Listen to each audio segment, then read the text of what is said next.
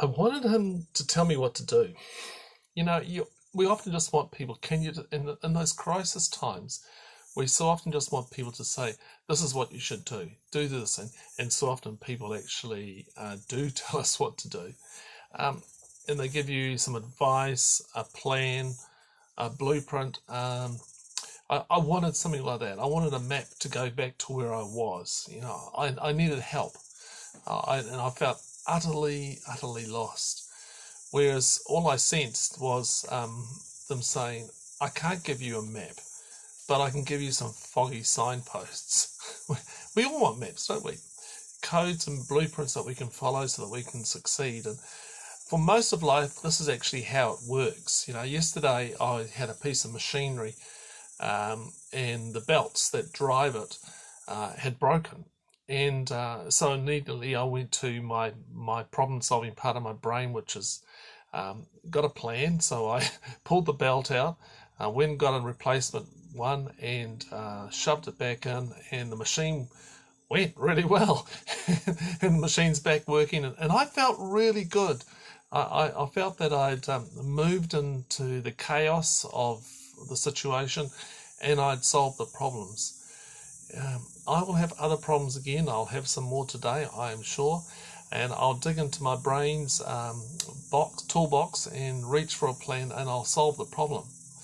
But there are areas of my life and yours where there are no clear plans or blueprints. We search for a map and a code, but come up short so often, particularly in our relationships, our primary relationships that we have. The relationships that we have are so often the most significant areas of stress that we live in. How many times do a few words spoken sink us into depression, push our anxiety buttons, or fire up the coals of anger? So we write internal policy manuals. If they do this, then I'll do that. We have rule books, we have manuals, we have maps and plans, and all these things constrain the travelling relationship to a sense of mere functionality. A few years ago, my wife and I, we walked the Camino de Santiago, which is a pilgrimage walk in Spain. And it's a journey that millions and millions of people have taken, but there's no map. well, there actually is a map, or there could be if you wanted to find one. But instead there are lots of little road markers along the path with arrows. And as you walk along this incredibly well-worn path, you come across these small stone markers with an arrow and the information of how far it is to go to Santiago de Compostela. And if you look at the top of the signpost, you'll see like this blue panel with yellow lines all pointing to one spot. And if you come over to the website, turningthepage.info, and look up this blog post, you'll actually see a picture of it. And it's like a scallop shell, and with all the little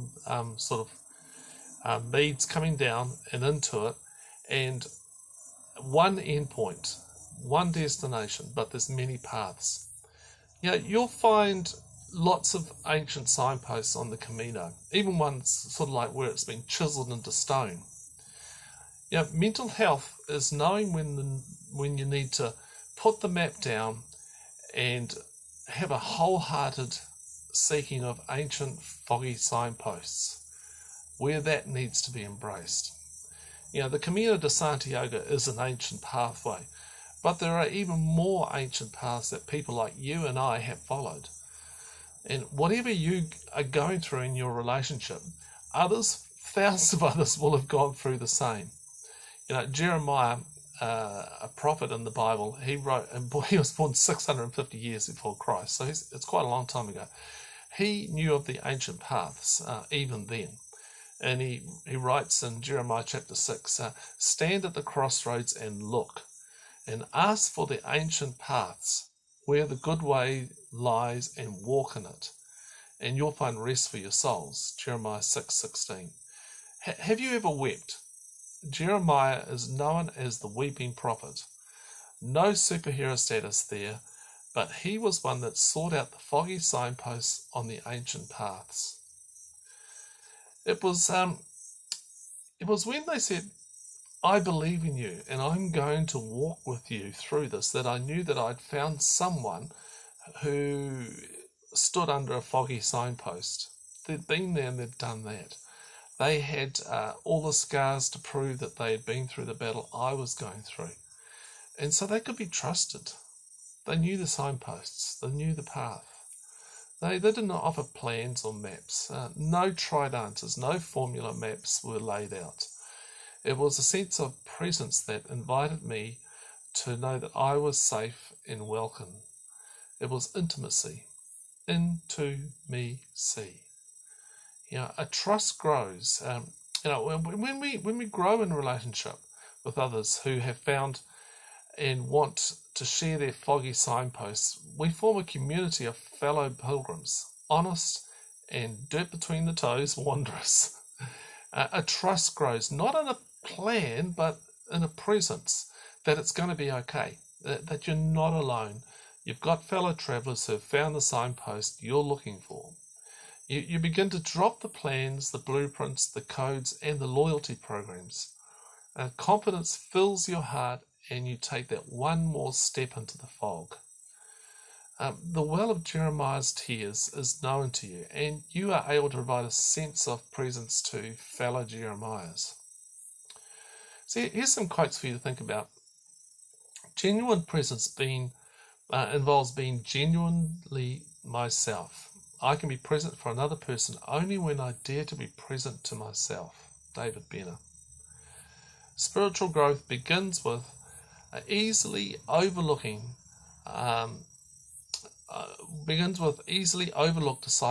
disciplines of attentiveness and surrender. David Benner. And we live in the shelter of each other. A Celtic saying. I like that. We live in the shelter of each other. Faith is not the clinging to a shrine, but an endless pilgrimage of the heart. Abraham Joshua Heschel. What foggy signposts have helped you? Number one question. Where is the invite today for you to seek out a foggy signpost? And number three, maps and plans are helpful in many areas of life, but what happens when we try and apply them to our relationships? So, and if you come over to the website, turningthepage.info, and look up this post, you will see some other further reading you may want to read about this topic. Hey, I hope you really found this helpful. I really enjoy writing and sharing this stuff with people, and I know it reaches and helps a lot of people out there. And if you want to respond and email me, maybe you've got some questions about it, you can write to me at barry@turningthepage.info. And if you'd like to support me as a writer, as a producer of content, you come to turningthepage.info/support, and there's a wide range of ways in which you can help me continue to do what I'm doing. But I just really value people praying and getting in contact with me and letting me know how they're doing. So if you want to do that, please do so. And until next week, may you have a great week. Bye.